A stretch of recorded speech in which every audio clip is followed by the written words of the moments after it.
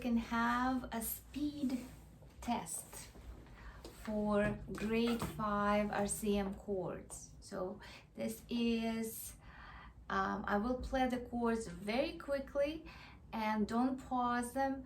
Try to write the answers right away and then check the results below. I'll play major, minor, dominant seventh, and that's it. So only 3 chords for level 5. All right, I'll play them back to back. I'm not going to interrupt with announcing first, second, and third. I'm just going to go boom, boom, boom, one by one.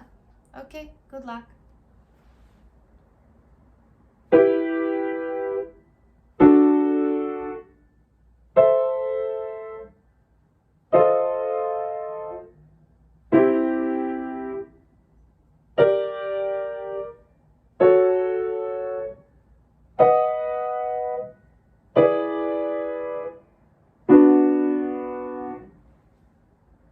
That was fun.